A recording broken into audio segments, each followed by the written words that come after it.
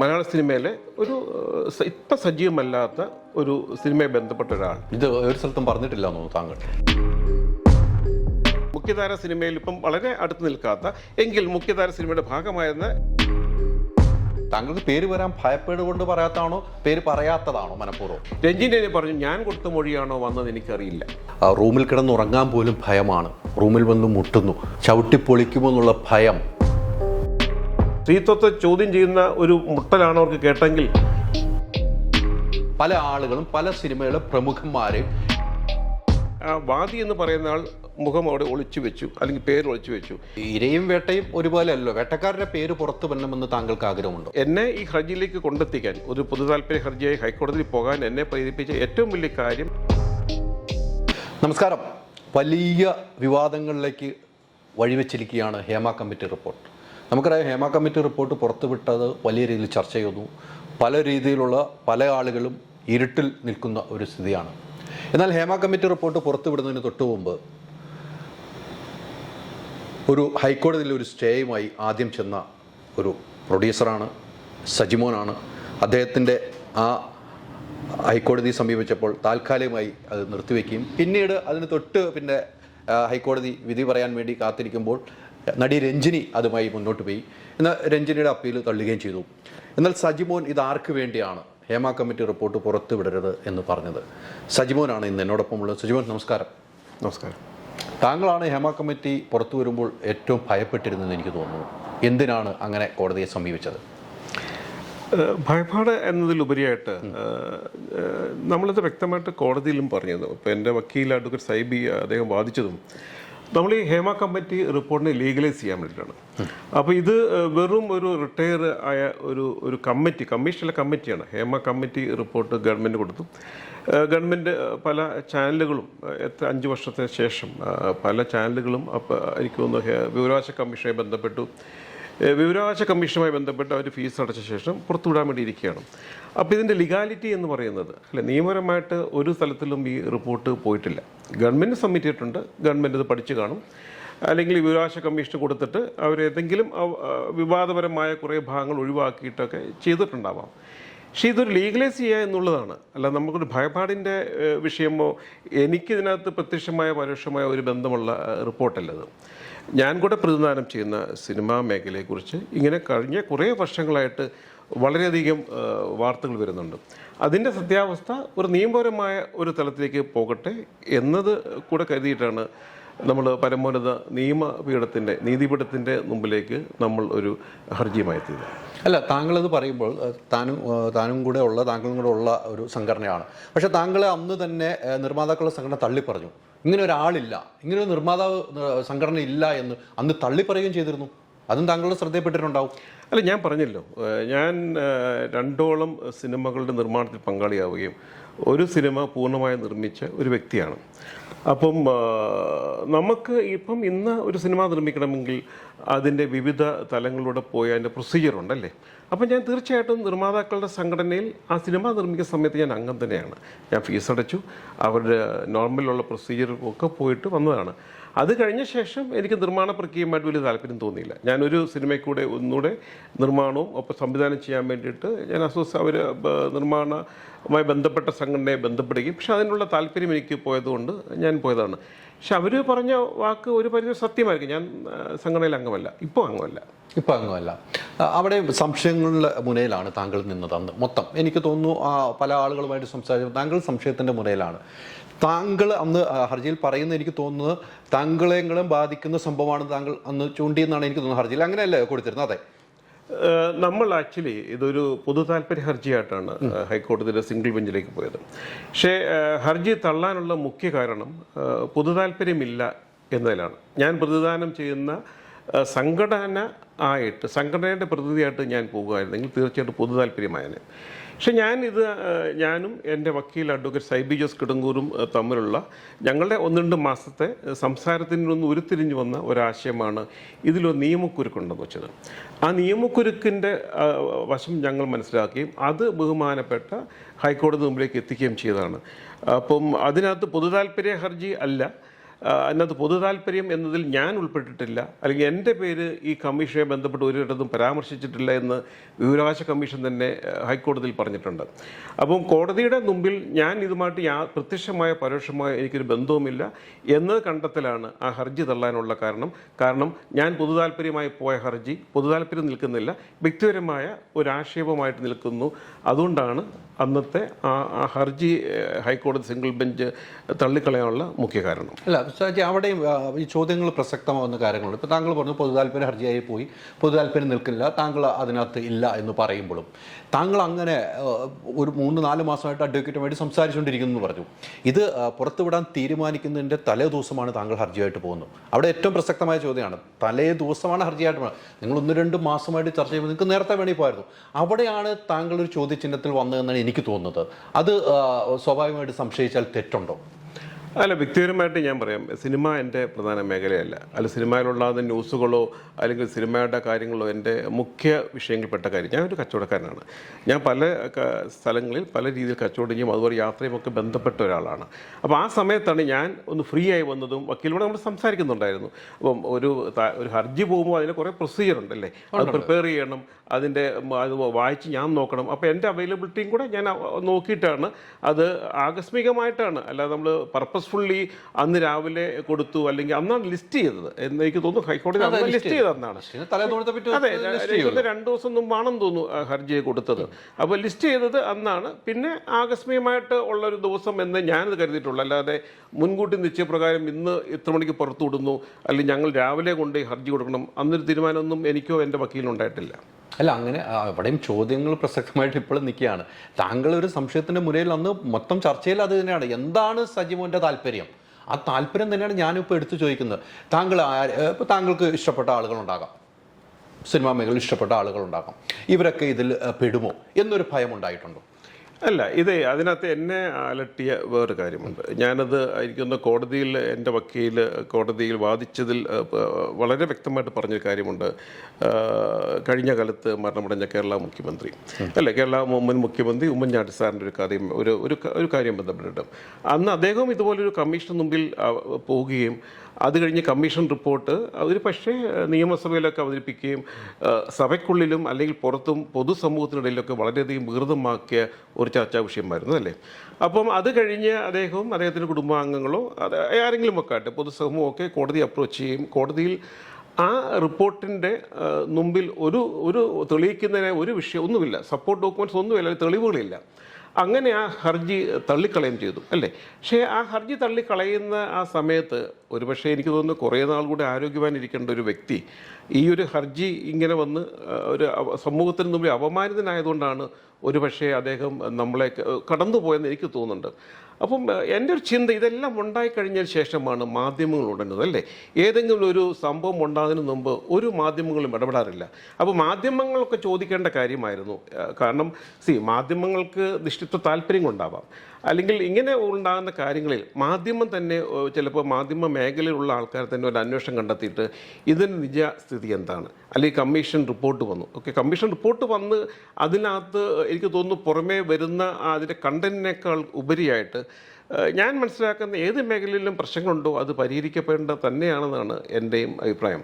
അപ്പോൾ താങ്കൾ ചോദിച്ചതുപോലെ എന്നെ ഈ ഹർജിയിലേക്ക് കൊണ്ടെത്തിക്കാൻ, ഒരു പൊതു താല്പര്യ ഹർജിയായി ഹൈക്കോടതിയിൽ പോകാൻ എന്നെ പ്രേരിപ്പിച്ച ഏറ്റവും വലിയ കാര്യം എൻ്റെ മനസ്സിലുണ്ടായിരുന്നത് ഞാൻ വക്കീലുമായിട്ട് ഷെയർ ചെയ്തതും ശ്രീ ഉമ്മൻചാണ്ടി സാറിൻ്റെ കാര്യമാണ്. ഇത് ഒരു സ്ഥലത്തും പറഞ്ഞിട്ടില്ല തോന്നുന്നു താങ്കൾ. അല്ല, ഇത് ഉമ്മൻചാണ്ടിയാണ് താങ്കളുടെ മനസ്സിൽ കണ്ടത്. അല്ല, ഞാൻ പറഞ്ഞല്ലോ, ഞാൻ ഒരു ഉദാഹരണം പറയാം. അതായത് നമ്മളിപ്പം എറണാകുളത്തെ പല സിഗ്നലിലും ചെന്ന് കഴിഞ്ഞാൽ 5 വയസ്സ് മുതൽ 13 വയസ്സോ അല്ലെങ്കിൽ 14 വയസ്സോ പ്രായമായ കുട്ടികൾ യാചിക്കുന്ന കാണാം, നമ്മൾ കാണുന്നുണ്ടല്ലേ. എനിക്കൊന്ന് കുണ്ടന്നൂർ ഉള്ള ഹൈവേയുടെ വക്കിലൊക്കെ കുടിൽ കെട്ടിയിട്ടൊക്കെ താമസിക്കുന്നുണ്ട്. ഇതിൻ്റെ അധികാരികളോ അല്ലെങ്കിൽ ഇതിൻ്റെ ഏതെങ്കിലും ഡിപ്പാർട്ട്മെൻറ്റ് റിപ്പോർട്ടുകളോ അല്ലെങ്കിൽ മീഡിയ ഒന്നും ഇതിനകത്ത് ഒരു ശ്രദ്ധ പോലും ചെലുത്തിയിട്ടില്ല എന്താണെന്നുള്ളത്. ചില ഓൺലൈൻ മീഡിയക്കാർ വന്ന് കുറേ 1-2 ഫോട്ടോ എടുത്ത് പോകുന്നുണ്ട്. നാളെ എന്തെങ്കിലും ഒരു അതിക്രമം ഉണ്ടായി, ഒരു കുട്ടിയെ ഏതെങ്കിലും രീതി ആ കുട്ടിയുടെ ജീവൻ അപകടത്തിലായി കഴിഞ്ഞാൽ പിറ്റേ ദിവസമാണ് മീഡിയ ചർച്ച ചെയ്യുകയും എല്ലാവരും ഉണരുന്നത്? എന്തുകൊണ്ട് അവർക്ക് മുൻപേ ഇങ്ങനൊരു പ്രശ്നം ഉണ്ടാകുന്നതിന് മുമ്പേ ഇത് ചർച്ചാ വിഷയമാകുകയും അതിനൊരു പരിഹാരം കണ്ടെത്താൻ വേണ്ടി നിയമത്തിന് വഴിയിലേക്ക് പോകാൻ കഴിയുന്നില്ല?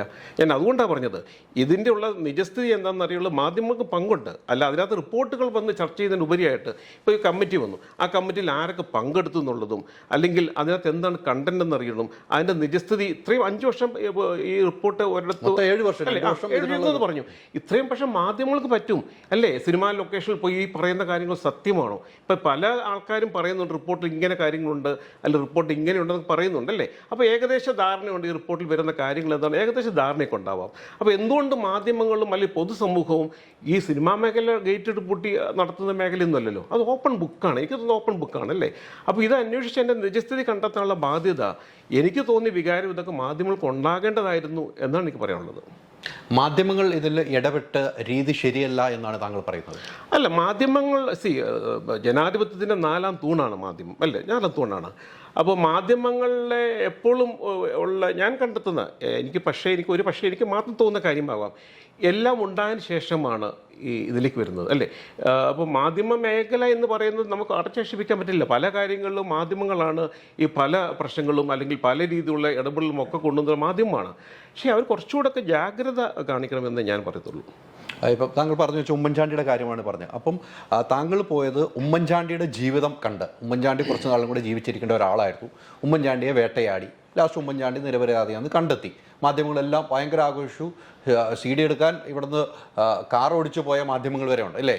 കോയമ്പത്തൂർ വരെ കാർ ഓടിച്ചു പോയ മാധ്യമങ്ങൾ വരെ ഉണ്ട്. ഇല്ല എന്ന് ഞാൻ പറയുന്നില്ല, ഞാനതൊക്കെ ഒന്ന് മെയിൻ സ്ട്രീമിൽ ജോലി ചെയ്യുന്ന ഒരാളാണ്. അത്തരമൊരു സാഹചര്യം ഇനി ഈ സിനിമാ മേഖലയ്ക്ക് ഉണ്ടാകാതിരിക്കണം. പല ആളുകളും പല സിനിമയിലെ പ്രമുഖന്മാരെയും ഈ മുൾമുനയിൽ നിർത്താതിരിക്കാൻ വേണ്ടിയാണ് താങ്കൾ അതിന് പോയത്. അല്ല, അങ്ങനെ എനിക്ക് ആരെങ്കിലും മുൻമുള്ളിൽ നിർത്തണ്ടോ അത് എൻ്റെ വിഷയമല്ല, മനസ്സിലായല്ലോ.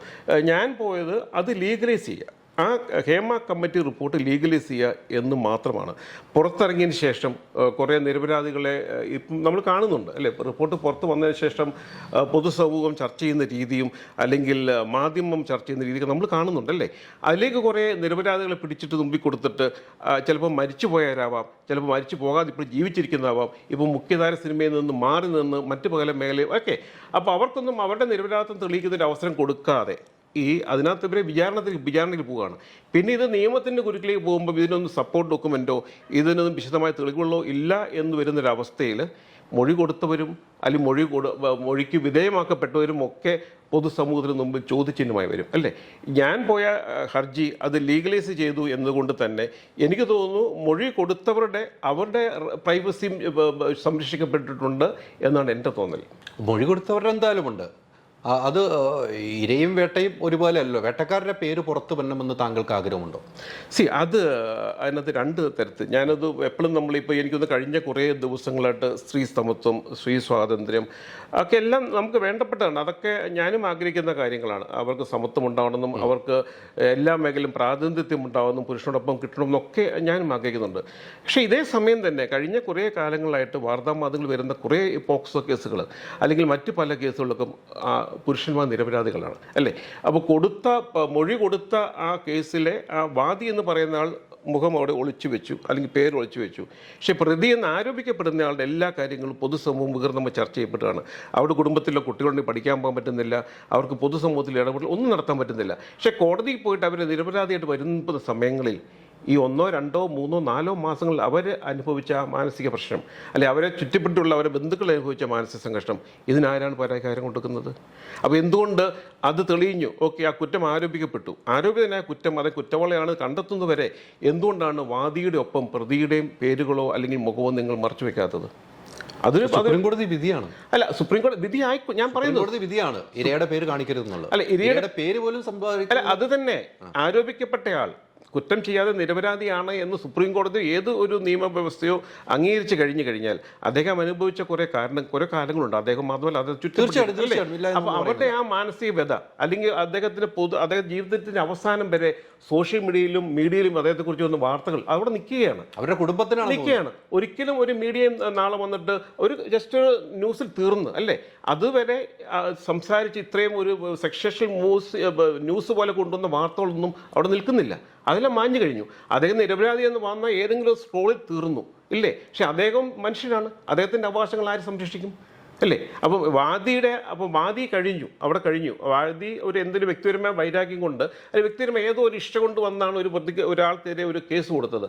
പക്ഷെ അത് കഴിഞ്ഞാൽ ആ വാദിയുടെ ആ ഫോട്ടോ അന്നേരം പ്രസിദ്ധീകരിക്കാൻ പറ്റുമോ? ഇല്ല. അതും നിയമത്തിന് മുമ്പിൽ പ്രശ്നമാണ്. ഇരയുടെയും വേട്ടക്കാരുടെയും പേര് വെളിപ്പെടുത്തണം. അല്ല, വെളിപ്പെടുത്തുകയാണെങ്കിൽ ഈ വെളിപ്പെടുത്തുകയാണെങ്കിൽ ഹേമ കമ്മിറ്റിയുടെ ഈ നമ്മൾ മറച്ചു വെച്ച പേരുകളുണ്ട് എന്ന് പറയുന്നു. അങ്ങനെയാണെങ്കിൽ ഇരയുടെയും വേട്ടക്കാരുടെയും പേര് വെളിപ്പെടുത്തണമെന്നാണ് താങ്കളുടെ അഭിപ്രായം. അല്ലല്ല, ഞാൻ അങ്ങനെയല്ല പറഞ്ഞു. ഞാനത് എൻ്റെ ഉള്ളിലെ ചിന്തകളും വിചാരവും ഞാൻ താങ്കളെക്കുറിച്ച് ഒരു കുറ്റം ആരോപിച്ചു. എന്നിട്ട് ഞാൻ പറയുകയാണ്, ഞാൻ ഇവിടെ നിന്നൊരാൾ പറഞ്ഞു ഞാൻ നിങ്ങളെക്കുറിച്ച് ഇങ്ങനെ ഹൈദരാലിയെക്കുറിച്ച് ഞാൻ ഇങ്ങനെ പറയുന്നു, എന്നിട്ട് പറയുകയാണ് എൻ്റെ പേര് പറയാൻ പാടില്ല. കുറ്റം ഞാൻ ആരോപിച്ചു. അതിനകത്തെന്ത് സത്യമുള്ളത്? നിങ്ങളുടെ പേര്, ഞാൻ നിങ്ങളെക്കുറിച്ച് കുറ്റം ആരോപിക്കുമ്പോൾ എൻ്റെ പേര് പറയാതെ നിങ്ങളുടെ പേര് പ്രസിദ്ധീകരിക്കണം, എൻ്റെ പേര് പറയാൻ പാടില്ല എന്ന് വെച്ചാൽ ആ ആരോപണത്തിൽ സത്യസന്ധതയില്ല, സത്യമില്ല അതിനകത്ത്. പിന്നെ എങ്ങനെ നിലനിൽക്കും? ഇല്ലേ? ഒരു അന്തരീക്ഷത്തിൽ കേട്ട അല്ലെങ്കിൽ കേട്ടുകേൾവികളായ കുറേ കാര്യങ്ങൾ നമുക്ക് എവിടെയും കൊണ്ട് പറയാം, അല്ലേ? പക്ഷെ സ്വന്തം അനുഭവം വരുമ്പോൾ എനിക്ക് ഒരു ദുരനുഭവം ഒരു മേഖലയിൽ നിന്നുണ്ടായി, എനിക്ക് ആർജവം ഉണ്ടാവണം. ഞാൻ പറയുന്നത് സത്യമാണെന്ന് എൻ്റെ പേര് വെളിപ്പെടുത്തുള്ള ആർജവം എനിക്കുണ്ടാവണം. അതില്ലാതെ വന്നിടത്താണ് നിങ്ങൾ ഒളിക്കുന്നുണ്ടെങ്കിൽ ആ ഒളിക്കപ്പെട്ട ആളുടെ നിങ്ങളുടെ അതേ അവകാശം എതിരെ നിൽക്കുന്നുണ്ട് എന്ന് ഞാൻ ചോദിച്ചുള്ളൂ. അതൊരു ചോദ്യം പ്രസക്തമാണ്, ഒരിക്കലുമല്ല. ആ ചോദ്യം പ്രസക്തമാണ്. ആ പ്രസക്തമായ ചോദ്യം താങ്കളെ സപ്പോർട്ട് ചെയ്യുന്ന ഒത്തിരി ആളുകളുണ്ടാകും. കാരണം ഈ വേട്ടക്കാരൻ അവൻ നിരപരാധിയായി കഴിഞ്ഞാൽ ഈ പറയുന്ന ഒരു സ്ക്രോളിൽ വാർത്ത ഒതുങ്ങുന്നു. പക്ഷേ അവൻ്റെ കൂടെ വേട്ടയാടാൻ ദിവസങ്ങളോളം മാധ്യമങ്ങൾ വലിയ രീതിയിൽ ചർച്ചയാക്കുന്നു, വലിയ രീതിയിൽ ഹെഡ്ലൈൻ കൊടുക്കുന്നു, തലക്കെട്ടുകൾ കൊടുത്ത് പത്രങ്ങൾ പ്രിന്റ് ചെയ്യുന്നു. പക്ഷേ അവൻ നിരപരാധിയായാൽ ഒരു വാക്കിൽ ഒതുങ്ങുന്ന ഒരു ഇതാണിപ്പോൾ സത്യസന്ധമായ കാര്യമാണ്. ഇവിടെ ഹേമ കമ്മിറ്റി റിപ്പോർട്ട് പുറത്തു വന്നു കഴിഞ്ഞു, അല്ലേ? പുറത്തു വന്നപ്പോൾ താങ്കളും കണ്ടിട്ടുണ്ടാവും, താങ്കളും ഹേമ കമ്മിറ്റി റിപ്പോർട്ട്. ഇതിൽ വലിയ രീതിയിലുള്ള ആരോപണങ്ങൾ ഉന്നയിക്കുന്നുണ്ടെന്ന കാര്യത്തിൽ യാതൊരു സംശയമില്ല. മേഖലയിൽ വ്യാപകമായ ലൈംഗിക അതിക്രമം നടക്കുന്നു എന്നാണ് അവിടെ ഒന്നിലധികം ഇരകൾ പോയി ഹേമ കമ്മിറ്റിയുടെ മുമ്പിൽ പറഞ്ഞു എന്ന് പറയുന്നു. ഇങ്ങനെയൊക്കെ ഈ സിനിമാ മേഖലയിൽ നടക്കുന്നുള്ളതായി താങ്കൾ വിശ്വസിക്കുന്നുണ്ടോ? സിനിമാ മേഖല എന്ന് പറയുന്നത് ഒരു വ്യവസായമാണ്, അല്ലേ? കലയാണ്, അല്ലെ ആവിഷ്കാര സ്വാതന്ത്ര്യമാണ്, കുറേ കലാകാരന്മാരൊക്കെ ഉണ്ടെങ്കിലും ഇത് ഇൻഡസ്ട്രിയുടെ മുമ്പിലൊരു വ്യവസായമാണ്. ആര് കച്ചവടം ചെയ്യുന്ന പോലെ അതിൻ്റെ പോലെയുള്ള എല്ലാ രീതിയിലുള്ള പ്രോട്ടോക്കോളും ഇതിനും പാലിക്കേണ്ടതായിട്ടുണ്ട്, അല്ലേ? അപ്പോൾ മറ്റെല്ലാ മേഖലയിലും ഉള്ളതുപോലെ തന്നെ ഒറ്റപ്പെട്ട സംഭവങ്ങളില്ല, നമുക്ക് നിഷേധിക്കാൻ പറ്റത്തില്ല, ഉണ്ടാവാം. പക്ഷേ ഈ മൊഴി കൊടുത്ത ആൾക്കാർ മൊത്തം അവർ പറഞ്ഞൊന്നും സത്യമല്ല എന്ന് ഞാൻ പറയില്ല.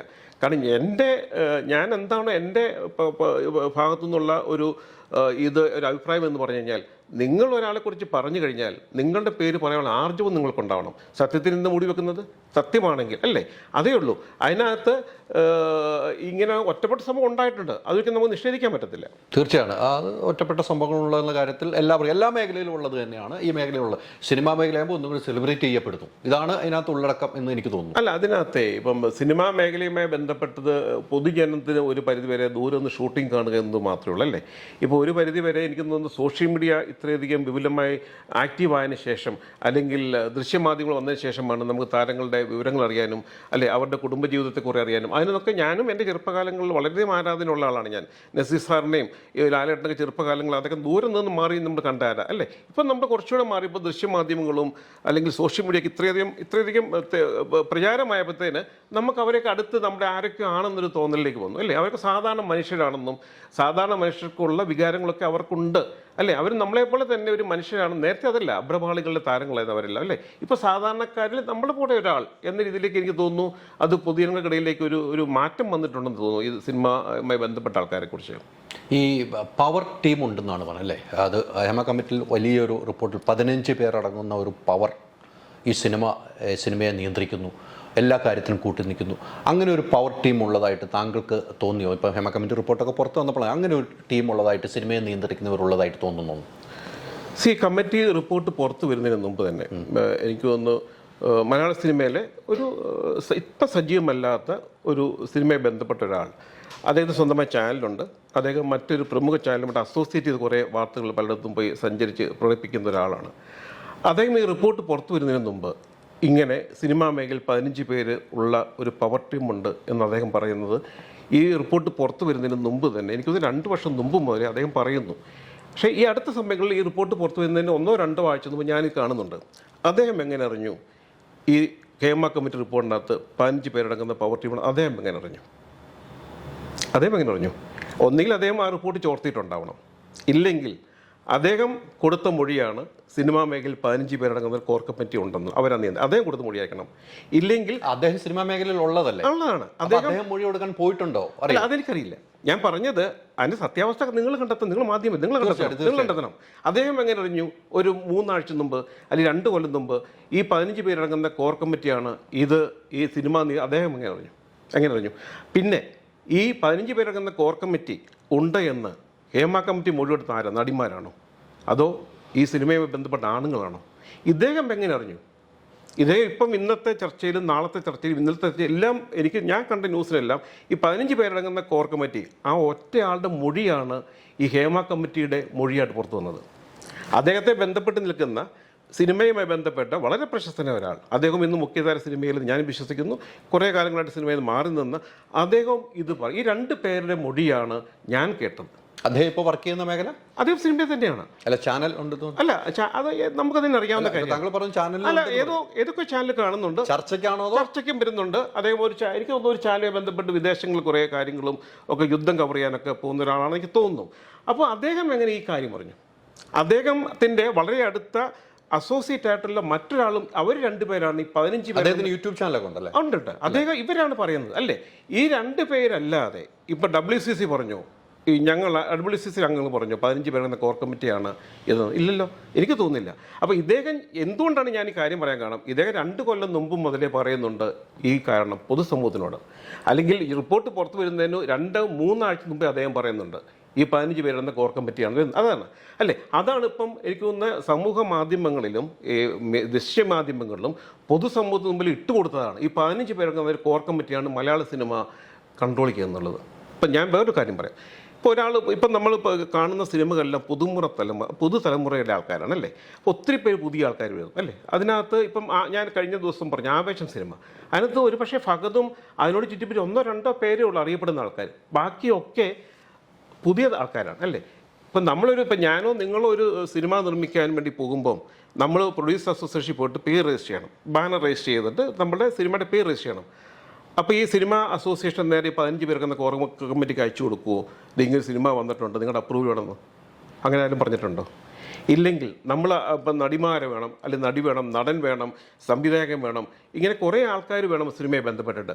ഇതൊക്കെ നമ്മൾ ഫെഫ്കെക്കോ അല്ലെങ്കിൽ നിർമ്മാതാക്കളുടെ അസോസിയേഷൻ മുമ്പിൽ കൊണ്ടു കൊടുക്കുമ്പോൾ ആ ലിസ്റ്റ് ഇവർ പറയാം ഇല്ല ഞങ്ങൾക്ക് 15 പേരുടെ അടങ്ങുന്ന കോർ കമ്മിറ്റിയുടെ അപ്രൂവ് വേണം എന്ന് എവിടെയും കേട്ടിട്ടുണ്ടോ? ഇല്ല. അമ്മയുടെ സംഘടനയിലല്ല അമ്മയെ ഏതെങ്കിലും പരാതി തരുമ്പോൾ അമ്മ പറയുകയാണ് ഇല്ല ഞങ്ങൾക്ക് 15 പേരടങ്ങുന്ന കോർ കമ്മിറ്റിയുടെ അപ്രൂവൽ വേണമെന്ന് അമ്മ പറഞ്ഞിട്ടുണ്ടോ? ഇല്ല. അപ്പം ഇത് പറഞ്ഞത് ഈ 15 പേരെന്ന കോർ കമ്മിറ്റിയാണെന്ന് പറഞ്ഞത് എൻ്റെ ബലമായ സംശയം ഒരേ ഒരു വ്യക്തിയാണ്.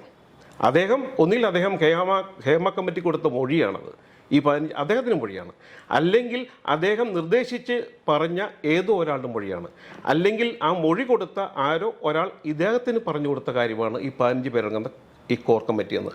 ആ ഒരാളുടെ അയാൾക്ക് പേഴ്സണലി വ്യക്തിപരമായിട്ട് ഏതെങ്കിലും വ്യക്തിയോട് മലയാള സിനിമ ഉണ്ടാവാം, അല്ലെങ്കിൽ ഇൻഡസ്ട്രി ഉണ്ടാവാം. പക്ഷെ അത് ഒരു ഇൻഡസ്ട്രിയെ തന്നെ താർക്കുന്ന ഒരു രീതിയിലേക്കാണ് ഇപ്പം കാര്യങ്ങൾ പോയത് അല്ലേ? ഈ ഇൻഡസ്ട്രിയിൽ ഇപ്പോൾ നാളെ ഏതെങ്കിലും ഒരു കുട്ടിയെ സിനിമാ നടിയാക്കണമെന്നോ, അതൊക്കെ ഓപ്ഷൻ കേസാണ്. നമുക്ക് നാളെ കഴിവുള്ള ആൾക്കാരൊക്കെ സിനിമയിലൊക്കെ വരാതിരിക്കും അല്ലേ? അപ്പോൾ ഒരു ഇൻഡസ്ട്രിയെ മൊത്തം താർക്കുന്ന ഒരു രീതിയിലേക്കുള്ള കാഴ്ചപ്പാടായി പോയി എന്നാണ് എൻ്റെ വ്യക്തിപരമായ അഭിപ്രായം. അല്ല, താങ്കൾ ഇപ്പം ഈ പറഞ്ഞു വെക്കുമ്പോൾ വ്യക്തിയെ ഇപ്പം എല്ലാവരും ഈ ആളുകളുടെ കാര്യങ്ങൾ പറയുമ്പോൾ മറച്ചു വയ്ക്കുകയാണ് അല്ലേ? എല്ലാവരും പറഞ്ഞു. ഇപ്പോൾ ഹേമ കമ്മിറ്റി റിപ്പോർട്ടിൽ പോയിരുന്നു, മറച്ചു വയ്ക്കുന്നു. ഇപ്പോൾ താങ്കൾ പറഞ്ഞു ഇരയുടെയും വേട്ടക്കാരുടെയും പേര് പറയുന്നതായിരിക്കും നല്ല, അല്ലെങ്കിൽ അവർക്കുള്ള സ്വാതന്ത്ര്യം. ഇപ്പോൾ താങ്കൾ ഇപ്പോൾ ഒരാളുടെ പേരിൽ ആരോപണം ഉന്നയിക്കുന്നു, താങ്കൾക്ക് പേര് വരാൻ ഭയപ്പെടുകൊണ്ട് പറയാത്തതാണോ, പേര് പറയാത്തതാണോ മനഃപൂർവ്വം? അല്ല, എനിക്ക് പറയേണ്ട കാര്യമില്ലോ. ഞാനിപ്പം ഇത് കാണുന്ന പ്രേക്ഷകർ ഊഹിച്ചെടുക്കണോ? അല്ല, ഊഹിച്ചെടുക്കുന്നല്ല. എനിക്കുള്ള വികാരം പറഞ്ഞു, എനിക്ക് പേര് താങ്കളുടെ വികാരമാണ്. താങ്കൾ കഴിഞ്ഞ ദിവസമൊക്കെ ചാനൽ ചർച്ചയിൽ കണ്ട വ്യക്തിയാത് പറയുന്നു. ഇപ്പം നമ്മൾ അറിഞ്ഞില്ല, ഞാൻ പറയുന്നു. ഇപ്പം താങ്കളാണ് ഇത് ഇപ്പം മുന്നോട്ട് വെച്ചത്. താങ്കൾക്ക് ആ പേര് പറയാൻ ഭയപ്പാടുണ്ടോ? ഇല്ല, എനിക്കെന്ത് പറയപ്പാട്. ഞാൻ പറയട്ടെ, മീഡിയ, അതായത് ഞാൻ പറയാം, മീഡിയക്ക് കുറച്ച് ജോലിയുണ്ട് ഇവിടെ. മീഡിയക്ക് ജോലിയുണ്ട് അല്ലേ? മീഡിയയുടെ ജോലിയിൽപ്പെട്ട ഭാഗമാണ് ഞാൻ വെച്ചെന്ന് വെച്ചോളൂ, നിങ്ങൾ കണ്ടെത്തുക. എനിക്ക് പേര് പറഞ്ഞ യാതൊരു കുഴപ്പമില്ല. താങ്കളുടെ മനസ്സിൽ താങ്കൾ ഇത് കൃത്യമായിട്ട് ഞാൻ വ്യക്തമായിട്ട് പറഞ്ഞു. താങ്കൾ പറഞ്ഞൊരു കാര്യം പ്രധാനപ്പെട്ട, അദ്ദേഹമാണ് ഹേമ കമ്മിറ്റി റിപ്പോർട്ട് വരുന്നതിന് മുമ്പ് 2 വർഷം മുമ്പ് ഇത് പറഞ്ഞു. ഇപ്പോൾ ഹേമ കമ്മിറ്റി റിപ്പോർട്ട് വരുന്നതിന് മുമ്പ് ചർച്ച തുടങ്ങിയപ്പോൾ അദ്ദേഹം പറയുന്നു 15 അംഗ പവർ കമ്മിറ്റിയാണ് ഇത് നിയന്ത്രിക്കുന്നത് അദ്ദേഹം പറഞ്ഞു. അപ്പോൾ അദ്ദേഹം കൊടുത്തിരിക്കുന്ന മൊഴിയാണ് എന്ന് താങ്കൾ സംശയിക്കുന്നു. അദ്ദേഹം ആരാണെന്ന് താങ്കൾക്ക് അറിയുകയും ചെയ്യാം. താങ്കൾ പേര് പറയൂ. അതല്ലേ ഞാൻ പറഞ്ഞല്ലോ, എനിക്ക് വ്യക്തിപരമായ ഞാൻ ഇതിന്റെ വ്യക്തിപരമായ ആശയമല്ല, ഇത് താങ്കളൊരു വലിയൊരു ആരോപണമാണ്, വലിയൊരു സംശയമാണ്. അല്ല, ഇദ്ദേഹമാണോ ഈ 15 പേരുടെ അല്ല, ഇത് ഞാൻ പറഞ്ഞു, എന്റെ സൂചന എന്ന് പറഞ്ഞത് വളരെ വ്യക്തമായിട്ട് എന്റെ സൂചനയിൽ നിന്ന് താങ്കൾക്ക് ആളെ മനസ്സിലായിട്ടുണ്ടാവാം, ഉണ്ടാവും. പക്ഷെ എനിക്ക് അയാളെക്കുറിച്ച് അല്ലെങ്കിൽ അദ്ദേഹത്തെക്കുറിച്ച് വ്യക്തിപരമായിട്ട് ഇങ്ങനെ പറയേണ്ട കാര്യമില്ല. ഒന്ന്, എനിക്ക് അദ്ദേഹത്തെ അറിയാം, പേഴ്സണലി എനിക്കറിയാം. ഞങ്ങൾ ഒന്നിച്ചൊരു യാത്രയൊക്കെ പണ്ട് വർഷങ്ങൾക്ക് മുമ്പ് നടത്തി. അദ്ദേഹത്തിനോടുള്ള താങ്കൾക്കുള്ള ഒരു വൈരാഗ്യമായിരിക്കും ഈ പേര് പറയണമെന്ന് പറഞ്ഞാൽ നിഷേധിക്കാൻ. അല്ല, ഞാൻ വൈരാഗ്യമല്ലല്ലോ പറഞ്ഞത്. അല്ല, അങ്ങനെയും പറയാമല്ലോ. ഇപ്പൊ ഇല്ല, ഞാൻ എന്റെ വസ്തുത കാരണം നിർത്തി തെളിവ് സഹിതം ഞാൻ പറഞ്ഞത് അല്ലേ. അദ്ദേഹം, അതായത് ഈ ഹേമ കമ്മിറ്റി റിപ്പോർട്ട് വരുന്നതിന് മുമ്പ് തന്നെ ഈവൻ നമ്മുടെ സാംസ്കാരിക മന്ത്രി പോലും പറഞ്ഞേക്കുന്നത് ഞാൻ റിപ്പോർട്ട് വായിച്ചിട്ടില്ലെന്നാണ് പറഞ്ഞല്ലേ. അപ്പോൾ ആ റിപ്പോർട്ട് വരുന്നതിന് മുമ്പ് ഒരു വ്യക്തി ആ കാര്യം 15 പേരടങ്ങുന്ന കോർ കമ്മിറ്റിയാണ് ഞാൻ തറപ്പിച്ച് പറയുന്നു എന്ന് അദ്ദേഹത്തിൻ്റെ ചാനലിലും അല്ലെങ്കിൽ മറ്റുള്ള പല ചാനലും വന്നിരുന്ന് വസ്തുനിഷ്ഠ നിരത്തിക്കൊണ്ട് അദ്ദേഹം പറയുന്നു. എൻ്റെ തെളിവുണ്ടെന്നാണ് പറഞ്ഞത്. അപ്പോൾ ആ തെളിവുണ്ടെന്ന് പറഞ്ഞാൽ വളരെ സൂചന വളരെ കറക്റ്റാണ്. പേര് ഒരു എന്താ പറയുക, ഒരു ഘടകം മാത്രമാണ്. അപ്പം മാധ്യമങ്ങളിലല്ലേ എപ്പോഴും നെല്ലും പതിരും കീറി ഒരു ന്യൂസ് അവരാണ് അല്ലേ. അപ്പോൾ ഞാൻ പറയുമ്പോൾ തന്നെ നിങ്ങൾക്കൂടെ കുറച്ച് ജോലി ഉണ്ടാവട്ടെ എന്നേ ഞാൻ ഉദ്ദേശിക്കുന്നുള്ളൂ. അല്ല, നമ്മൾ ജോലി ചെയ്യുന്നുണ്ട്, കണ്ടെത്തുന്നുണ്ട്. പക്ഷെ ഞാൻ പറയുന്നത്, ഒരാളെ കുറിച്ച് ആരോപണം ഉന്നയിക്കുമ്പോൾ ആരോപണത്തിന്റെ അടിസ്ഥാനത്തോടുകൂടി പോകുന്നതായിരിക്കും എപ്പോഴും ഉചിതമെന്നുള്ള. അല്ല, അതിനകത്ത് ഈ പറഞ്ഞ ആൾക്കാർക്ക് ഇപ്പം ഇങ്ങനെ ഒരു 15 പേരടങ്ങുന്ന ഒരു കോർ കമ്മിറ്റിയാണ് മലയാളം സിനിമ ഇൻഡസ്ട്രിയെ മൊത്തം കൺട്രോൾ ചെയ്യുന്നത് എന്ന് പറയുന്നവർക്ക് എന്തുകൊണ്ട് ഈ 15 പേര് പറയാൻ പറ്റുന്നില്ല? ഇപ്പം രണ്ട് പേരാണ് മുഖ്യധാര സിനിമയിൽ ഇപ്പം വളരെ അടുത്ത് നിൽക്കാത്ത, എങ്കിൽ മുഖ്യധാര സിനിമയുടെ ഭാഗമായിരുന്ന 2 പേരാണ് ഈ കാര്യങ്ങളെക്കുറിച്ച് വളരെ രാഷ്ട്രീയം, ബാക്കി മീഡിയ ഏറ്റെടുത്തത് അല്ലേ. പിന്നെ മീഡിയക്കാർക്ക് അകത്ത് വന്നതിന് ശേഷം മറ്റുള്ള പലരും ഏറ്റെടുത്തു ഈ 15 പേരെന്നുള്ളത്. പക്ഷേ ഒരാളുടെ മാത്രം എങ്ങനെ അയാൾ അറിഞ്ഞു, അദ്ദേഹം എങ്ങനെ അറിഞ്ഞു ഈ കാര്യം?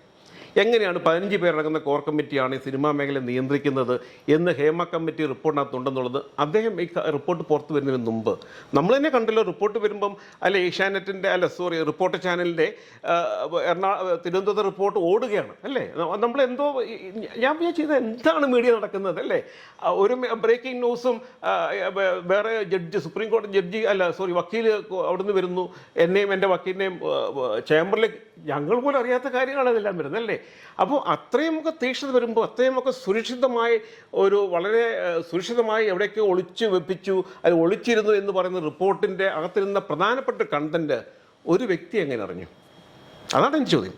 ഒരു വ്യക്തി എങ്ങനെ അറിഞ്ഞു? അല്ലെങ്കിൽ കുറേ നാൾക്ക് മുമ്പ് അദ്ദേഹം വളരെ തീഷ്ണമായ അല്ലെങ്കിൽ വളരെ തീർച്ചയായിട്ട് പറയുന്നു, ആ തീർച്ചയായും പറഞ്ഞ കാര്യമാണെന്ന് എനിക്ക് തോന്നുന്നു. മലയാളം ഫിലിം ഇൻഡസ്ട്രിയെ തന്നെ മൊത്തത്തിൽ ഒരു ചോദ്യചിഹ്നത്തിൽ കൊണ്ടെത്തിച്ച ഒരു കാര്യം 15 പേരടങ്ങുന്ന ഒരു കോർ കമ്മിറ്റി ഈ മലയാള സിനിമ നിയന്ത്രിക്കുന്നുള്ളത്. അത്തരം ഒരു ആരോപണം ഉന്നയിച്ചിട്ടുണ്ടെങ്കിൽ അദ്ദേഹം തന്നെ പേര് വെളിപ്പെടുത്തണം. അദ്ദേഹം ഇന്നലെയൊക്കെ എനിക്ക് തോന്നുന്നു അദ്ദേഹമായിട്ട് വളരെയധികം, ഇപ്പോൾ എനിക്കറിയില്ല, വളരെയധികം സുഹൃത്ത് ബന്ധങ്ങളുണ്ടായിരുന്ന വേറൊരു സിനിമ അദ്ദേഹം പറഞ്ഞു. ഇതേ കാരണം അദ്ദേഹം പറഞ്ഞത് 15 പേരുന്ന. അപ്പം മീഡിയക്കാർ ചോദിക്കുന്നുണ്ട്, നിങ്ങൾ ഉൾപ്പെടെയുള്ള മീഡിയക്കാർ അദ്ദേഹം ചോദിക്കുന്നുണ്ട്. പക്ഷെ അദ്ദേഹം പേര് പറയുന്നില്ല. എന്തുകൊണ്ട്? അവർക്ക് അങ്ങനെ ആരോപണം ഉണ്ടെങ്കിൽ എന്തുകൊണ്ട് പറഞ്ഞുകൂടാ അല്ലേ? അവരാണ് ഈ സിനിമയെ മൊത്തം നശിപ്പിക്കുന്നത്, മലയാള ഫിലിം ഇൻഡസ്ട്രിയെ ഈ 15 പേരടങ്ങുന്ന കോർ കമ്മിറ്റിയാണ് നശിപ്പിക്കുന്നതെങ്കിൽ അവർ ആർജവത്തോടെ പറഞ്ഞോ. അവരുടെ ആവശ്യം മലയാളം സിനിമ ഇൻഡസ്ട്രിയെ രക്ഷിക്കേണ്ടതാണ് അല്ലേ. എൻ്റെ ഉറച്ച വിശ്വാസം എന്ന് വെച്ച് കഴിഞ്ഞാൽ ഈ ഹേമ കമ്മിറ്റി റിപ്പോർട്ടിൽ വന്ന ചില കാര്യങ്ങൾക്കൊക്കെ വ്യക്തത ഉണ്ടാവാം അല്ലേ. പക്ഷേ ഞാൻ സിനിമയുടെ ഭാഗമാണ്. ഏകദേശം എനിക്കൊന്ന് 15-16 സിനിമകൾ ഞാൻ അഭിനയിച്ചിട്ടുണ്ട്. പണ്ട് കാലങ്ങളിൽ എനിക്കൊന്ന് സുകുമാരി ചേച്ചിയുടെയും ജയഭാരതി അവരുടെയൊക്കെ ഇൻ്റർവ്യൂവിൽ നമ്മൾ പലപ്പോഴും കേട്ടിട്ടുണ്ട്. കുട്ടിക്കാനത്തോ അല്ലെങ്കിൽ മറ്റു പല മലയോര മേഖല ഷൂട്ടിങ്ങിൽ പോകുമ്പം ഡ്രസ്സ് അഴിച്ച് ചേഞ്ച് ചെയ്യാൻ പറ്റുന്നില്ല. അപ്പോൾ ഏതെങ്കിലും നടി കൊണ്ട് ഒരു സാരി പുതപ്പിച്ച് അവർ ഡ്രസ്സ് മാറി, അങ്ങനെയൊക്കെയാണ് ഈ മലയാള സിനിമ വളർന്നു വന്നത് അല്ലേ. ഇപ്പം ഒരു പരിധിവരെ ഇന്ന് കാണുന്ന മോഹൻലാലോ ഇന്ന് കാണുന്ന മമ്മൂട്ടിയോ അല്ലെങ്കിൽ ഇന്ന് കാണുന്ന പല പ്രമുഖ നടന്മാരും ഒന്നും ഇന്ന് കാണുന്ന ആ അഭ്രപാളികളിലെ രാജാക്കന്മാരെ ഇന്ന് നമ്മൾ കാണുന്ന പോലെ അല്ല അവരുടെ തുടക്കമൊന്നും അല്ലേ. അവരുമൊക്കെ ഇന്നത്തെ ജൂനിയർ ആർട്ടിസ്റ്റുകൾ അനുഭവിച്ച വളരെയധികം ത്യാഗവും വളരെയധികം സഹിഷ്ണുതയും ഒക്കെ അല്ലെങ്കിൽ ആക്ഷേപവും ഒക്കെ അറിഞ്ഞും കേട്ടും വന്നവരായിരിക്കാം. പക്ഷെ ഇപ്പോൾ ഈ കാണുന്നത് അവരുടെ അധ്വാനത്തിൻ്റെ ഫലമാണെന്ന് ഞാനും പറയത്തുള്ളൂ അല്ലേ. നമ്മളെപ്പോഴും പറയുന്നുണ്ട് ഒരു കായിക താരം ഒളിമ്പിക്സിൽ പോകുന്നു, അതുമാത്രം നമ്മൾ അറിയുന്നുള്ളൂ അല്ലേ. ആ ഒളിമ്പിക്സിൽ പോകുന്നതിന് മുമ്പുള്ള 10-15 വർഷം അദ്ദേഹത്തിൻ്റെ കഷ്ടപ്പാടെന്ന് നമ്മൾ അറിയുന്നില്ല ഇല്ല. അപ്പം അവിടെ വരുന്നിടം വരെ അനുഭവിച്ച വിഷമങ്ങളും അത് അദ്ദേഹത്തിന് മാത്രം അനുഭവപ്പെട്ട കാര്യമാണ് അല്ലേ.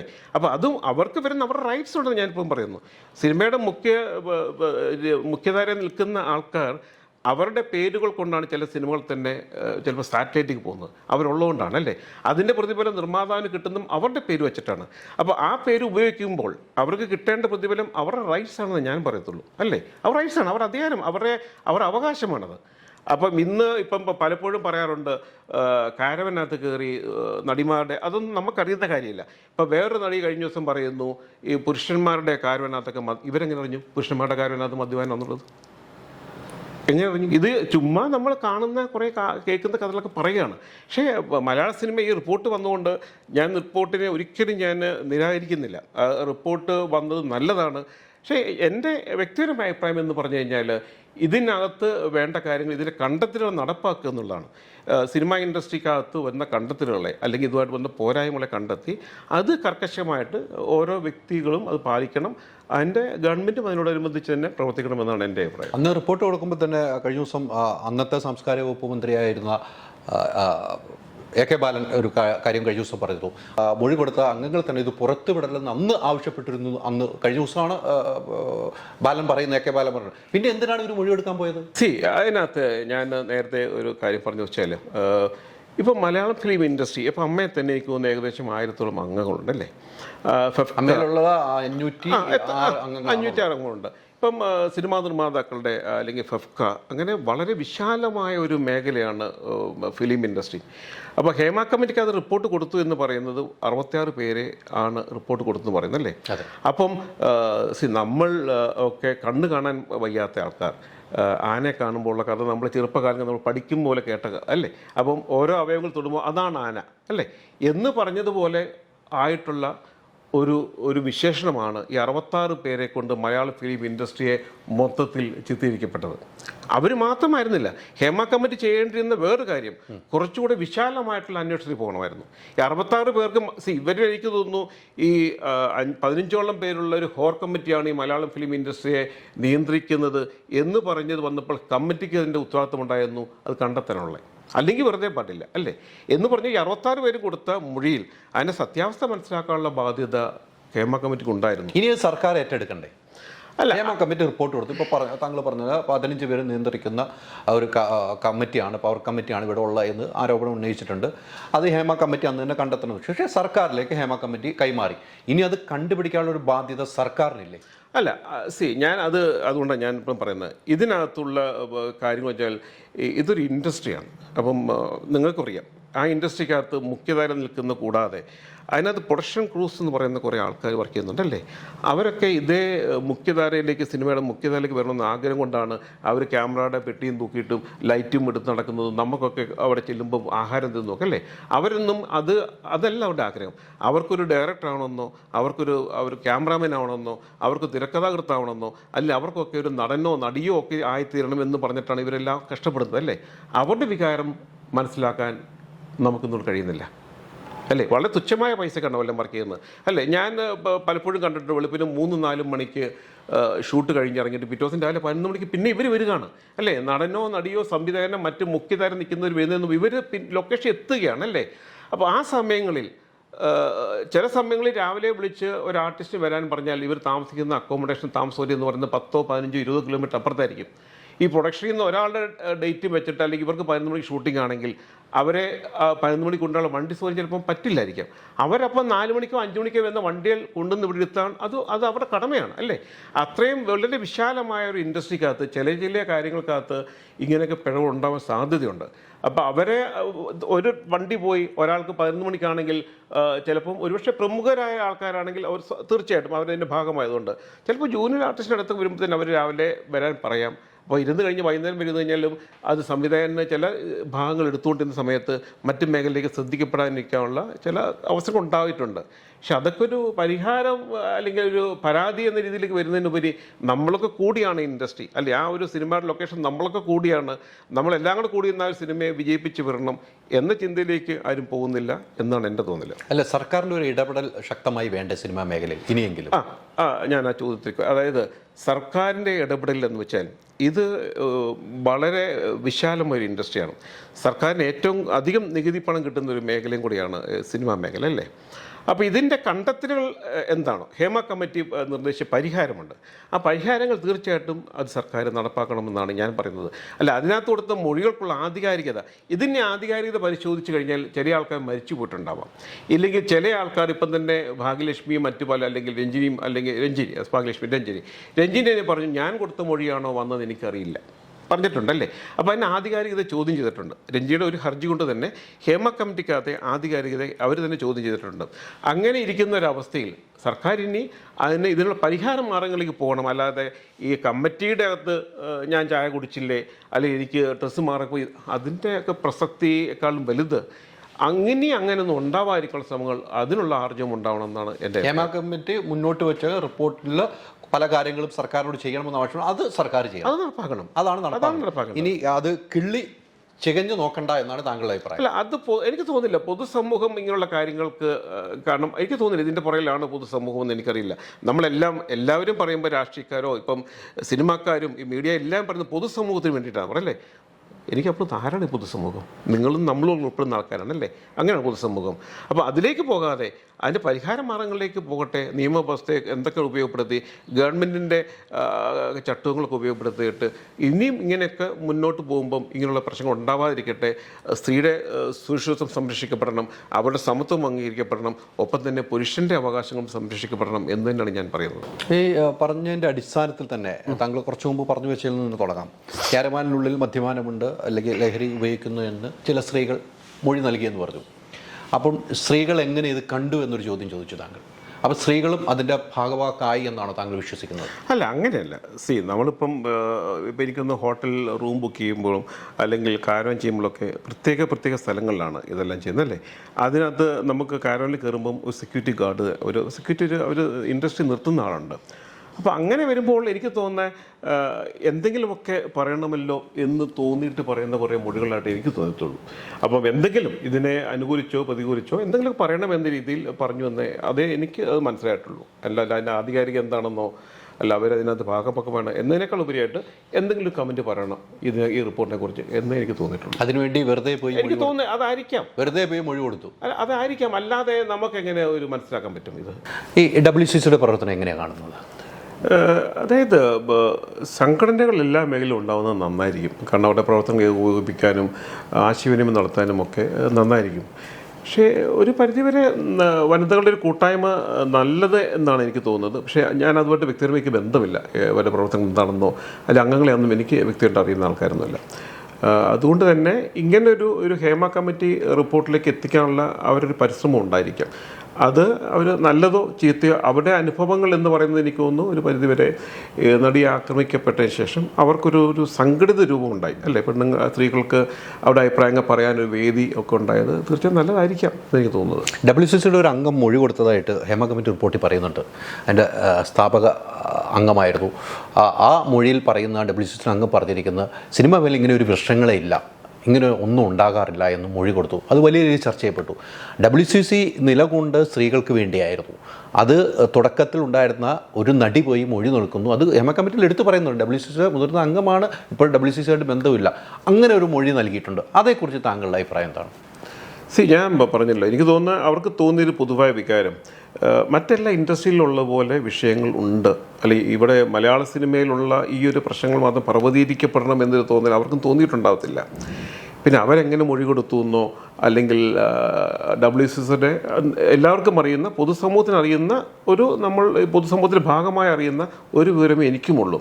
അപ്പോൾ അതവരുടെ വ്യക്തിപരമായ കാര്യത്തിനകത്ത് നമുക്കിന്ന് അഭിപ്രായം പറയും. എനിക്ക് വ്യക്തിപരമായി നേരിട്ട് അനുഭവമോ അല്ലെങ്കിൽ നേരിട്ട് പരിചയമുള്ള വ്യക്തിയല്ല അത് അല്ലേ. ഇപ്പം പറഞ്ഞ ആളെക്കുറിച്ച് എനിക്കറിയില്ല ആരാന്നുള്ളത്. അപ്പം ഒരുപക്ഷെ അവർക്ക് തോന്നിയ വികാരമായിരിക്കാം. അത് ഒരിക്കലും അവർ വിചാരിച്ചില്ല ഈ WCC ഫോം ചെയ്യുന്നത് ഇങ്ങനൊരു കമ്മിറ്റിക്ക് മുമ്പിൽ മലയാള സിനിമയിലെ പ്രശ്നങ്ങൾക്ക് വേണ്ടിയിട്ടുള്ള അല്ലെങ്കിൽ പരാതികൾ പറയാനുള്ളൊരു രീതിയാണ് WCC എന്നത് ചിന്ത അവർക്കുണ്ടാവത്തില്ലായിരിക്കാം എന്നാണ് എൻ്റെ വ്യക്തിപരമായ അഭിപ്രായം. ഇത്തരം വിഷയങ്ങൾ വന്നതിന് ശേഷം ഇപ്പം താരസംഘടന അമ്മ, നിർമ്മാതാക്കളുടെ സംഘടന, ഫെപ്ക, അതോടൊപ്പം തന്നെ ഫിലിം ചേംബർ, ഈ അസോസിയേഷനെല്ലാം ഒരു തീരുമാനത്തിലേക്ക് എത്തേണ്ട സമയമായിട്ടുണ്ട്. ഇവരൊന്നും ഇതുവരെ ഒരു കാര്യങ്ങളും വ്യക്തമാക്കി പറയുന്നില്ല. താരസംഘടന അമ്മയാണ് ഈ കഴിഞ്ഞ ദിവസമാണ് ഈ ജനറൽ സെക്രട്ടറി സിദ്ദീഖ് പറയുന്നത്, ഞങ്ങൾ അമ്മയുടെ പരിപാടിയായിട്ട് ഇരിക്കുകയാണ്, ഞങ്ങൾ ഇത് പഠിച്ചിട്ട് പറയാം. ഇവരെല്ലാം ഇതിന് പ്രതികരിക്കേണ്ടവരല്ല. ഈ കാര്യങ്ങൾ ഇപ്പോൾ താങ്കളെ പോലെ വന്നിരുന്ന് സംസാരിക്കും എന്ന് പറഞ്ഞ പോലെ ഇവരൊക്കെ പ്രതികരിക്കേണ്ട, ഈ കാര്യങ്ങൾ വ്യക്തമാക്കേണ്ടേ പൊതുസമൂഹത്തോട്, ഞാനും നിങ്ങളും ഉൾക്കൊള്ളുന്ന പൊതുസമൂഹത്തോട് ഇവർ വ്യക്തമായി പറഞ്ഞു. ഇപ്പോൾ താങ്കൾ ഇപ്പോൾ വ്യക്തമായി പറയുന്നില്ല എന്ന് പറഞ്ഞ പോലെ ഇവർ പറയാൻ ബാധ്യസ്ഥരല്ലേ? അല്ല, ഈ സംഘടന കൊണ്ട് ഉദ്ദേശിക്കുന്ന കുറേ ലക്ഷ്യങ്ങളും കാരണം ഉണ്ടാവാം. ഒരു പക്ഷേ അതിലെ അംഗങ്ങളും അല്ലെങ്കിൽ ആ ഇൻഡസ്ട്രിയുടെ മൊത്തം ഒരു ഒരു രീതിയിലുള്ള സംരക്ഷണമോ അല്ലെങ്കിൽ അവരുടെ പ്രശ്നങ്ങൾ ചർച്ച ചെയ്യാനുള്ള ഒരു വേദി ആയിട്ടായിരിക്കും ഇതൊക്കെ ഉരുത്തിരിഞ്ഞ് വന്നത്. പക്ഷേ എൻ്റെ വ്യക്തിപരമായ അഭിപ്രായം, ഇവരെ കുറച്ചുകൂടി ആർജവം ഉണ്ടാവണം. ഈ കാര്യങ്ങൾക്കകത്ത് കുറച്ചുകൂടി ആർജവം ഉണ്ടാവണം. കാരണം സിനിമയിൽ ഇപ്പം കാസ്റ്റിംഗ് കോച്ച് എന്ന് പറയുന്ന ഉണ്ട് എന്ന് കുറേ മൊഴികൾ വന്നു, നമ്മൾ ഒത്തിരി മൊഴികൾ കണ്ടിട്ടുണ്ട്. അപ്പോൾ ഒരു സിനിമ നിർമ്മിക്കുന്ന അവസരത്തിൽ എനിക്ക് തോന്നുന്ന നിർമ്മാതാക്കൾ സംഘടനയിൽ ആണ് നമ്മൾ രജിസ്റ്റർ ചെയ്യുമ്പോഴത്തേന് ഇത്ര പേര് മെയിൻ ഇല്ല, ഇന്നയാൾ ഇങ്ങനെ ചെയ്യുന്നുണ്ട്. അപ്പം എനിക്ക് തോന്നുന്നു അത് കുറച്ചുകൂടി വിശാലമായിട്ട് പോകാൻ വേണമെങ്കിൽ അല്ലേ, നിങ്ങൾ ചെയ്യുന്ന ആൾക്കാരുടെ ലിസ്റ്റുകൾ, അവരുടെ കോൺടാക്റ്റ് വേണം, നമ്മൾ കോൺടാക്റ്റുകൾ വേണം അല്ലേ.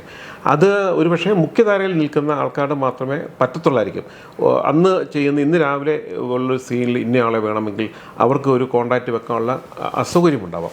അപ്പോൾ അത് ഒരുപക്ഷെ പ്രായോഗികമായിട്ട് ബുദ്ധിമുട്ടുള്ള കാര്യമായിരിക്കും. പക്ഷേ എങ്കിലും ഒരു ആർട്ടിസ്റ്റ് എന്ന രീതിയിൽ, ഇപ്പോൾ ജൂനിയർ ആർട്ടിസ്റ്റ് വരുന്നത് ഒരു ആർട്ടിസ്റ്റിൻ്റെ പരിഗണന വരുന്നില്ലായിരിക്കാം.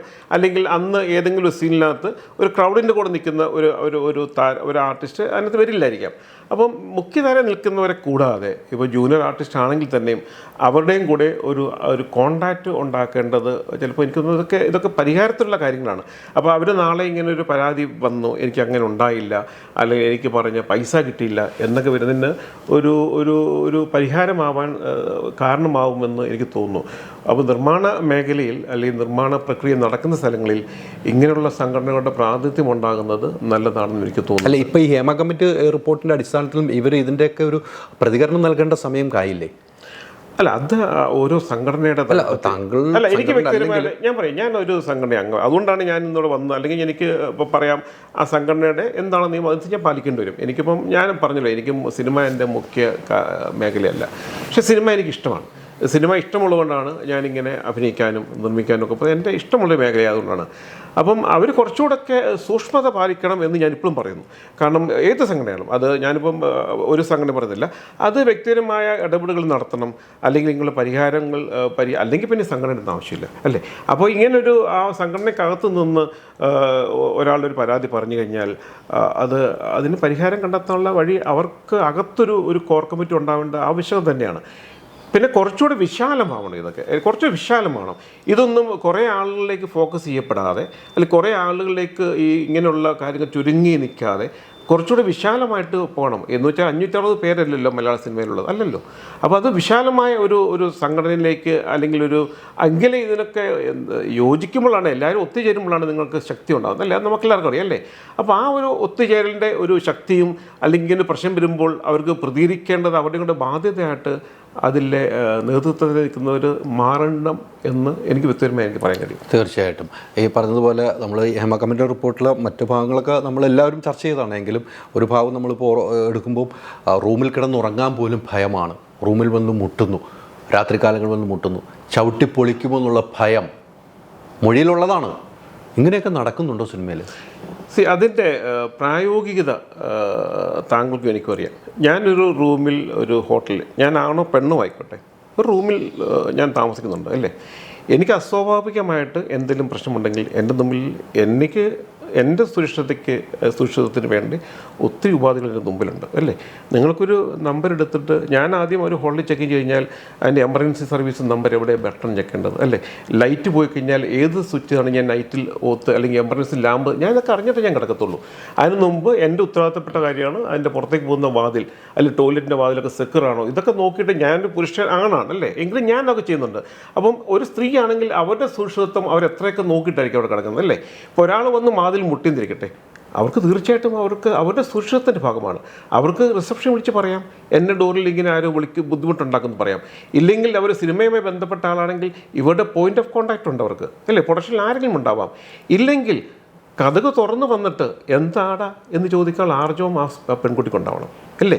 അല്ലാതെ നമ്മളെല്ലാം സഹിച്ചും അല്ലെങ്കിൽ കുറേ സമയത്തെങ്കിലും നോ എന്ന് പറയാൻ ഇവിടുത്തെ ആണും പെണ്ണും പഠിക്കണമെന്ന് ഞാൻ പറയത്തുള്ളൂ അല്ലേ? എല്ലാ കാര്യവും നമ്മൾ വിധേയമായി പോകരുത്. നമ്മൾ നോ എന്ന് പറയേണ്ടത് നമ്മുടെ ആർജവമാണത് അല്ലേ? നമ്മൾക്ക് എല്ലാത്തിനും നോ എന്ന് പറയാൻ പഠിക്കണം, അത് പറ്റണം, അതിനുള്ള ആർജവം ഉണ്ടാക്കിയെടുക്കണം. അപ്പം വാതിൽ മുട്ടുന്ന സമയത്ത് പരിഹരിക്കാനുള്ള സമയം അവരുടെ കയ്യിൽ ഉണ്ടായിരുന്നു. അതിന് പരിഹാരം കാണാൻ അവരുടെ സ്ത്രീത്വത്തെ ചോദ്യം ചെയ്യുന്ന ഒരു മുട്ടലാണ് അവർക്ക് കേട്ടെങ്കിൽ പോയി പണി നോക്കുക പറഞ്ഞിട്ട് പിറ്റേ ദിവസം രാവിലെ അന്ന് തന്നെ പെട്ടിയെടുത്തിറങ്ങാനുള്ള ആർജവം ഒരു കാണിക്കണമായിരുന്നു. അല്ല, ഇത് എല്ലാം കൂടെ നമുക്ക് ഒരിക്കലും പറയാൻ പറ്റത്തില്ലല്ലോ അല്ലേ? എല്ലാം കൂടെ നമുക്ക് ഒരിക്കലും പറയാൻ പറ്റത്തില്ല. അവർക്ക് അന്ന് തന്നെ അവർക്ക് അടുത്ത പോലീസ് സ്റ്റേഷനിൽ പോയി പരാതി പറയാമായിരുന്നു ഇല്ലേ? അല്ലെങ്കിൽ അവരെ മാതാപിതാക്കളോടോ ഇപ്പം നമുക്കൊരു ഇപ്പം ഞാൻ പറയാം, ഇപ്പം ഒരു പരിധി വരെ ഇന്നത്തെ യുവത്വം എന്ന് പറയുന്നത് ആണും പെണ്ണും ഒരു വ്യത്യാസമില്ലാത്ത യുവത്വമാണല്ലേ? അവരെല്ലാ കാര്യങ്ങളും അവർ ഷെയർ ചെയ്യുന്നുണ്ട്, അവരെ ആൺ സുഹൃത്തുക്കളെല്ലാം. അപ്പോൾ അതും ഇതൊക്കെ ഭാഗമാണ്. അവർക്ക് പറ്റാത്ത കാര്യം, അവരുടെ സ്ത്രീത്വത്തിൽ ചോദ്യം ചെയ്യുന്നൊരു കാര്യം വന്നിട്ടുണ്ടെങ്കിൽ അവർക്ക് അന്ന് തന്നെ പ്രതികരിക്കണമായിരുന്നു. അതിന് 10-20 കൊല്ലം കാത്തു നിന്നിട്ട് ഇങ്ങനൊരു കമ്മിറ്റി ഉണ്ടാക്കി വന്ന് പ്രതികരിക്കേണ്ട കാര്യമല്ലായിരുന്നു അന്നത്തെ പ്രതികരണത്തിൽ. അത് ഏറ്റവും വലിയ ഉദാഹരണമാണ് ഭാഗ്യലക്ഷ്മി പറഞ്ഞൊരു കാര്യം. അവരുടെ 16ാമത്തെ വയസ്സിൽ ഭാഗ്യലക്ഷ്മി പറഞ്ഞൊരു കാര്യം, അവർ പറഞ്ഞൊരു കാര്യം എന്ന് വെച്ചാൽ അവരുടെ 16ാമത്തെ വയസ്സിൽ അവർ അമേരിക്കാനോ ഡബ് ചെയ്യാൻ പോയത് സിനിമയിലോ ഡയറക്ടർ ഇവരെക്കുറിച്ച് ഇവരുടെ സ്ത്രീത്വത്തെ ചോദ്യം ചെയ്യുന്ന ഒരു കാര്യം ചോദ്യപ്പോൾ അവരന്ന് ഒറ്റ ഒരു വിരൽ ചൂണ്ടിലൂടെ നിർത്തിയെന്നാണ് പറഞ്ഞതല്ലേ? അവർക്ക് എന്തുകൊണ്ട് ആരെ ഒഴിച്ചു നിർത്തിയവരെ? അവരത് കഴിഞ്ഞ് എത്രയോ മുഖ്യധാര സിനിമയുടെ ഭാഗമായി അവർ എത്രയോ സിനിമകളിൽ 1-2 സിനിമ നായികയായി വന്നല്ലേ? ഇപ്പം എനിക്കൊന്ന് കുറേ നാളുകൾക്ക് മുമ്പ് വരെ അവരെ മുഖ്യ മലയാള സിനിമയുടെ ഭാഗമായിരുന്നു. അവരാരും ഒഴിവാക്കപ്പെട്ടു എന്ന് എനിക്ക് തോന്നുന്നില്ല അതിനകത്തൊന്നും. അപ്പം നോ എന്ന് പറയേണ്ടടുത്ത് അവരെ നോ എന്ന് പറയാനുള്ള ആർജവം ഉണ്ടാക്കാനുള്ള കരുത്ത് അത് സ്വന്തം വീട്ടിൽ നിന്ന് ഉണ്ടാക്കണമെന്ന് ഞാൻ പറയുന്നത്. അവർ സ്വന്തം മാതാപിതാക്കൾ അവരെ പഠിപ്പിക്കേണ്ടത്. സിനിമാ മോഹത്തിന് അപ്പുറമാണ് നിൻ്റെ സ്ത്രീത്വം, നിൻ്റെ വ്യക്തിത്വം എന്ന് പഠിപ്പിക്കാനുള്ള ബാധ്യത എനിക്കും നിങ്ങൾക്കുമുള്ള മാതാപിതാക്കളുടെ ഉത്തരവാദിത്തമാണ്. വേറെ ഒരു റിപ്പോർട്ടിൽ പറയുന്ന മറ്റൊരു പ്രധാനപ്പെട്ട ചില പെൺകുട്ടികളെ കൊണ്ടുപോകുമ്പം പേരൻസ് വരുന്നു, അവർ പേരൻസ് നിർബന്ധിക്കുന്നു കുട്ടികളുടെ അടുത്ത്, അങ്ങനെയും റിപ്പോർട്ടിൽ പറയുന്നുണ്ട്. ഇതിനകത്ത് നമ്മൾ എന്താ പറയുക, നമുക്കെന്ത് പറയാൻ കഴിയുമല്ലേ? ഓരോ ആൾക്കാരുടെ ചിന്തകൾക്കകത്തും അല്ലെ ഓരോ ആൾക്കാരുടെ സമൂഹത്തിനോട് അല്ലെങ്കിൽ സ്വന്തം വ്യക്തിത്വമുള്ള അവിടെ കാഴ്ചപ്പാടുകളാണ് ഒരുപക്ഷെ ഇങ്ങനത്തെ ന്യൂസുകൾ സത്യമാണെങ്കിലും ഉണ്ടാകും അല്ലേ? അവർക്ക് അവരോടുള്ള സ്വന്തം വ്യക്തിത്വത്തിനോടുള്ള കാഴ്ചപ്പാട്, സ്വന്തം മക്കളോടുള്ള ഉത്തരവാദിത്വ ബോധം അല്ലേ, സമൂഹത്തിനോടുള്ള ഒരു ഉത്തരവാദിത്വ ബോധം, ഇതൊക്കെ മറന്നും ഒക്കെ പ്രവർത്തിക്കുന്ന ആൾക്കാർ സമൂഹത്തിലുണ്ടെങ്കിൽ നമുക്കതിനകത്തൊന്നും പറയാൻ കഴിയില്ല. എന്താ പറയാൻ കഴിയുക? എന്തായാലും ഹേമ കമ്മിറ്റി റിപ്പോർട്ട് ചർച്ച ചെയ്യേണ്ടതാണ്. അതിൽ സത്യങ്ങളുണ്ടെങ്കിൽ പുറത്ത് വരേണ്ടതാണ്. അതിന് യാതൊരു സംശയം എനിക്കില്ല. സത്യങ്ങളുണ്ടെങ്കിൽ പുറത്ത് വരണം. പക്ഷേ എല്ലാവരെയും മഴയത്ത് നിർത്തരുത് എന്നാണ് എനിക്ക് തോന്നുന്നത്. എല്ലാവരെയും മഴ നനഞ്ഞ് നിർത്തരുത്. ഇതിനകത്ത് വന്നൊരു കാര്യം വെച്ച് ഇതിൻ്റെയൊക്കെ ആധികാരികത കമ്മിറ്റിയുടെ ഉത്തരവാദിത്തമായിരുന്നു. ഹേമ കമ്മിറ്റി എന്ന് പറയുന്ന ഒരു ജുഡീഷ്യറി അല്ലെങ്കിൽ റിട്ടയർ ആയിട്ടുള്ള ജുഡീഷ്യൽ ജഡ്ജി അതിൻ്റെ നിന്നിട്ടുണ്ടെങ്കിൽ അതിൻ്റെ സത്യം കണ്ടെത്താനുള്ള ബാധ്യത അവർക്കുണ്ടായിരുന്നു. ഇങ്ങനെ പൊതുസമൂഹത്തിലേക്ക് എൻ്റെ കണ്ടെത്തൽ എറിഞ്ഞു കൊടുക്കുകയും ചെയ്യുക, അതല്ല ചെയ്യേണ്ടത്. ആ കമ്മിറ്റി കുറേ കൂടെ സമയമെടുത്ത് കുറച്ചുകൂടെ വ്യക്തത വരുത്തി ആ റിപ്പോർട്ടിന് ആധികാരികമായിട്ട് തന്നെ അവർക്ക് പുറത്തുവിടുന്നതിന് പകരം നിങ്ങൾ പറഞ്ഞു അല്ലെങ്കിൽ അവർ പറഞ്ഞു ഇവർ പറഞ്ഞു എന്നൊരു പേപ്പറിൽ എഴുതി ടൈപ്പ് ചെയ്ത് കൊടുക്കേണ്ടതായിരുന്നില്ല ഒരു കമ്മിറ്റി. അത്രയും മാർജമുള്ള ഒരു കമ്മിറ്റിയുടെ ചുമതലയെന്ന് എനിക്ക് തോന്നുന്നു. അവരതിൻ്റെ കണ്ടെത്തിയിട്ട് അതിൻ്റെ സത്യാവസ്ഥ ഗവൺമെൻറ് ബോധ്യം. അപ്പോഴാണ് നമുക്കൊരു വ്യക്തത ആവശ്യമില്ല അല്ലേ? കുറേ ആൾക്കാരെ ചൂണ്ടുപൊലയെ കൊടുത്ത് ഒരു ഇൻഡസ്ട്രിയെ മൊത്തം ഒരു മറയിൽ നിർത്തേണ്ട ആവശ്യം അന്ന് കമ്മിറ്റി തീരുമാനിക്കണമായിരുന്നു. ഇനി അത് കഴിഞ്ഞു, എൻ്റെ മുന്നിലേക്ക് പോയി. ഇനി അത് എനിക്ക് തോന്നുന്നു ഒരാളുടെ പോലും പക്കൽ ഒരു വ്യക്തമായ തെളിവില്ലാത്ത കാര്യങ്ങളെക്കുറിച്ചാണ് ഈ ആരോപണം വന്നേക്കുന്നത് അല്ലേ? ഇപ്പോൾ ആരോപിക്കപ്പെട്ടയാൾക്ക് അവരുടെ നിരപരാധിത്വം തെളിയിക്കാനുള്ള സ്പേസ് കമ്മിറ്റി കൊടുത്തിട്ടില്ല. അതുതന്നെയാണ് ഇതുപോലുള്ള കമ്മിറ്റികളുടെ ഏറ്റവും വലിയ പോരായ്മ എന്നാണ് എനിക്ക് തോന്നുന്നത്. പക്ഷേ മലയാള സിനിമയിലുള്ള ഇങ്ങനെയുള്ള പ്രശ്നം ഉണ്ടെങ്കിൽ അതിന് പരിഹാരം കണ്ടെത്തുക തന്നെ വേണം. സ്ത്രീയുടെ അവരുടെ സ്വാതന്ത്ര്യം സംരക്ഷിക്കപ്പെടണം, അവരുടെ അവകാശം സംരക്ഷിക്കപ്പെടണം. ഒപ്പം പുരുഷൻ്റെ സ്വാതന്ത്ര്യവും പുരുഷൻ്റെ അവകാശവും അതേ രീതിയിൽ തന്നെ സംരക്ഷിക്കപ്പെടണം എന്നാണ് എൻ്റെ വ്യക്തിപരമായ അഭിപ്രായം. തീർച്ചയായിട്ടും ആ അഭിപ്രായത്തിന് ഞാനും യോജിക്കുന്നു. എല്ലാവർക്കും ഒരേപോലെ സ്വാതന്ത്ര്യം വേണമെന്നുള്ള കാര്യത്തിൽ യാതൊരു സംശയവുമില്ല. തീർച്ചയായിട്ടും താങ്കളുടെ അഭിപ്രായത്തിൽ യോജിക്കുന്നു. താങ്കൾ കുറേ നാളുകളായി ഈ ഹേമ കമ്മിറ്റി റിപ്പോർട്ടുമായി നിൽക്കുമ്പോൾ താങ്കളെ ചൂണ്ടുവിരൽ താങ്കളുടെ നെറ്റിയിലേക്കുണ്ടായിരുന്നു. ആരുടെ ബിനാമിയായിട്ടാണ് താങ്കൾ ഇതിലേക്ക് പോകുന്നത് എന്നൊരു ചോദ്യമുണ്ടായിരുന്നു. അത് കൃത്യമായി തന്നെ താങ്കൾ മറുപടി പറഞ്ഞിട്ടുണ്ട്. ഇനിയും പോരാട്ടം തുടരുക, ഇനിയും നല്ല നല്ല സിനിമകളുടെ ഭാഗമാവുക. ഈ പറഞ്ഞതുപോലെ സിനിമയിൽ ഉള്ളത് എന്താണെങ്കിലും തുറന്നു കാണിക്കാവുന്ന ഒരു ആർജവും ഹേമ കമ്മിറ്റി ചെയ്യാമായിരുന്നു. അതല്ലാതെ ഇങ്ങനെ റിപ്പോർട്ട് പുറത്തു വിടുന്ന മുമ്പ് അതും കൂടെ പഠിച്ചു വിടണമെന്നുള്ള താങ്കളുടെ അഭിപ്രായവും ഇനി പ്രഷറാണ് ഏറ്റെടുക്കേണ്ടത്. ഒത്തിരി സന്തോഷം. നമുക്ക് നോക്കാം ഇനി എന്തൊക്കെയാണ് ചർച്ച വരുന്നത്, നമുക്ക് കാത്തിരുന്ന് കാണാം. Thank you.